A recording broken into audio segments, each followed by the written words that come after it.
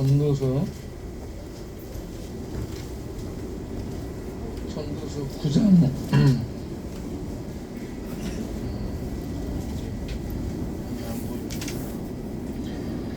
전도서 9장 3절 읽겠습니다.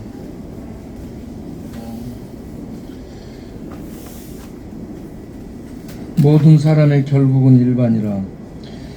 이것은 해 아래서 행해지는 모든 일 중에 악한 것이니 곧 인생의 마음에는 악이 가득하여 그들 평생에 미친 마음을 품고 있다가 후에는 죽은 자들에게로 돌아가는 것이라. 아멘.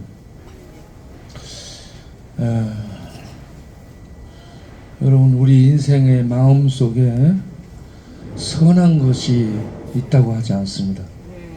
우리 마음 속에 악이 가득하다고 얘기합니다. 이 악은 하나님을 향해 대적하고 하나님을 거스리고 하나님의 말씀을 따를 수 없는 저항하는 상태로 가는 것을 악이라고 하는데, 이 악이 가득하다고 얘기합니다. 그러면 이 악이 왜 가득한가? 우리는 태어날 때부터 죄 아래서 태어나는 겁니다. 죄를 갖고 태어나는 겁니다. 그래서 머리를 쓰고 생각을 하고 공부를 하고 나이를 먹고 뭘 가지고 그렇게 해도 우리는 속에 있는 죄가 더 교묘하게 표현되지 이 악이 없어지는 거 아니에요. 여러분, 나이가 많이 드신 분들도 나이가 드시면 맑아지고 깨끗해지고 악이 없어지고 선해지고 그래야 될 텐데 그런가요? 어디? 여전하죠. 행동으로는 죄를 범하지 않은데 마음으로 죄를 범하고 생각으로 죄를 범하고 알게 모르게 범하게 되잖아요. 이렇게 우리는 죄와 악이 가득하다라고 얘기합니다. 그래서 평생에 일평생 어려서부터 죽기까지 일평생에 미친 마음으로 산다라고 얘기합니다. 세상 사람 보세요. 전부 미쳐있죠. 제가 조선 이 왕들에 대해서 보면 선조, 영조, 정조, 순조 이 전부 이게 정상적이지 않습니다. 특별히 영조는 자기 아들을 뒤주에 담아가지고 죽이죠. 아버지는 자식을 원래는 사랑하는 거예요. 성경에는 하나님이 우리 죄인들을 사랑해서 아들을 죽이잖아요. 그런데 영조는 자기 부인에 못 이겨서 아들을 죽입니다. 전혀 다르죠. 그리고 보통 아버지는 자식을 위해서 자기가 죽죠. 자기가 희생하잖아요. 이게 부모잖아. 그런데 영조는 자기 아들을 미쳤다고 죽이고 미쳤다는 이유, 그리고 또 한쪽에서는 노론 소론 당파 싸움의 희생물이라 해서 죽였다라고 얘기하고, 그러는데 요즘 나온 책을 보면 아버지에게 반역죄로 이렇게 뒤주라는 쌀 뒤주, 처음에는 적은 데다 담았는데 이 등치가 좋아가지고 이게 잘 안 들어가고 그러니까 큰 뒤주를 가지고 온 거야. 군대에서 사용하는 군인들이 먹는 쌀 담아놓은 큰 뒤주를 가져와서 거기다 넣는 거예요. 그리고 밑으로 사람들이 물을 주고 그러니까 막아버리고, 위로 공기 통하는 것도 막아버리고, 건불 이 풀들 있잖아요.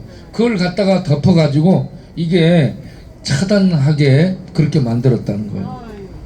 그렇게 해서 8일 만에 이 7월 그 쫙볕 속에서 7일 만에 뒤주 속에서 갇혀서 죽었어요.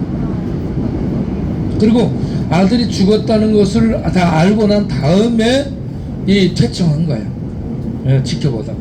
이게 제가 볼 때는 아들도 미쳤어요. 100여 명이나 죽이고 아버지를 죽이겠다고 칼 뽑고 이제 아버지에게 간다고, 죽이러 간다고 이런 얘기를 하고, 아들도 미쳐있는데 아들을 미치게 한 원인 제공을 할 아버지도 내가 볼 때 미쳐 있어요.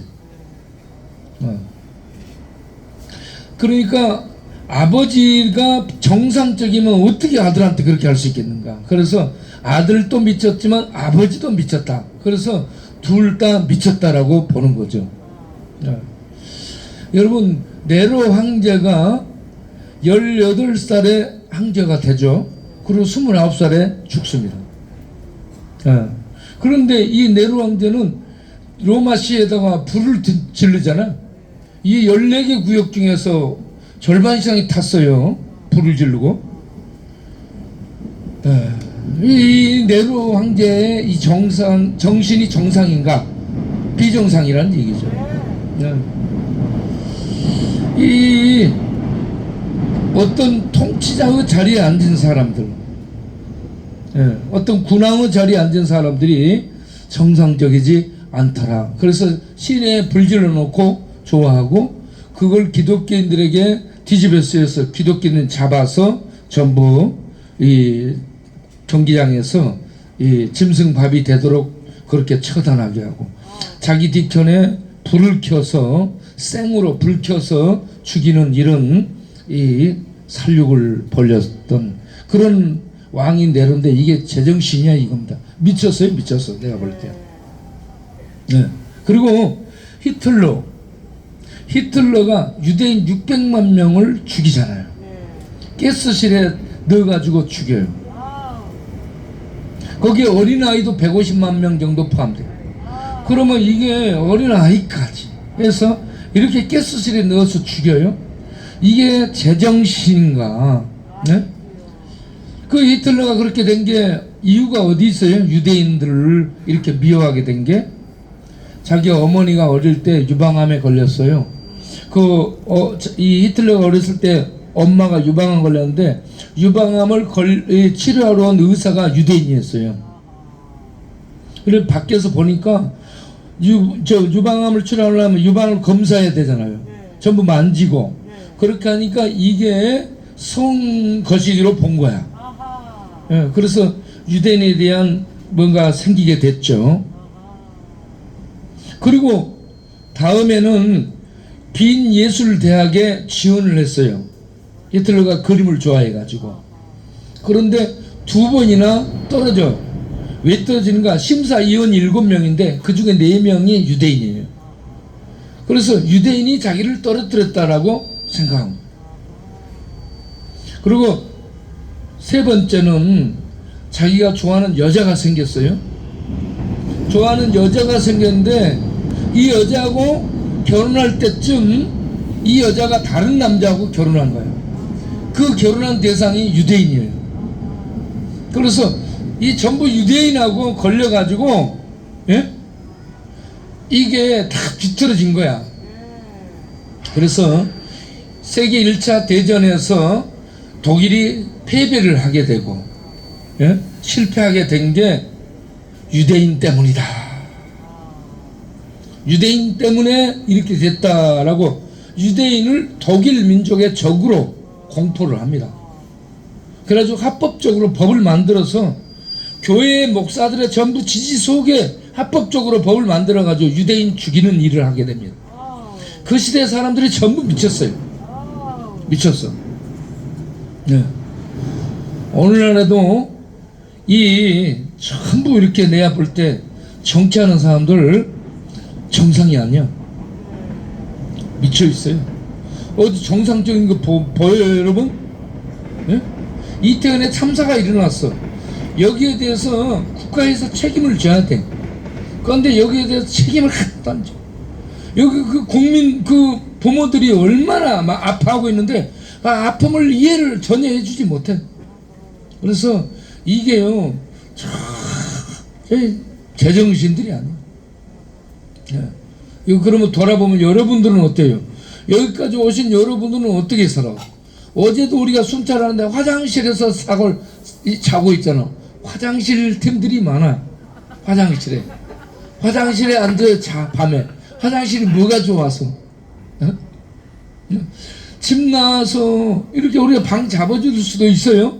그런데 방에 들어가 안 살고 밖에 나와서 자고, 그리고 화장실 들어가서 자고. 화장실이 호텔인가 봐. 참 이게 밤에 이렇게 돌아다니면서 이렇게 못하는 게 참 제정신이 아니에요.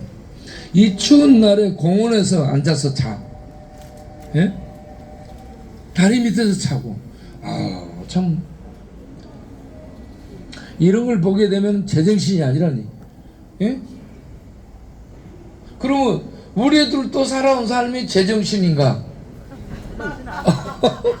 우리들 제정신으로 살아왔어요? 그래서 우리도 간정신으로 살아왔지 않은가? 약간씩 간 사람, 많이 간 사람.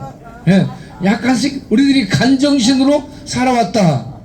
그래서 오늘 읽은 이 말씀이 사람들의 마음속에 악이 가득해서 하나님을 거스리고 대적하는 이 악이 가득해가지고 일평생 마음속에 이 미친 광기를 가지고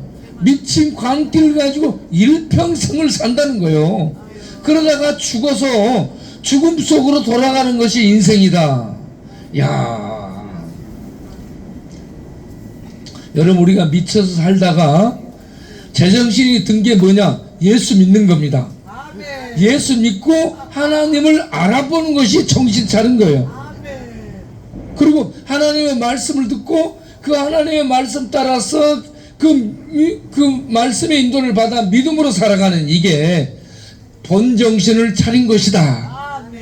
본정신을 차리고 나서 보니 이미 세월이 많이 흘러버렸더라.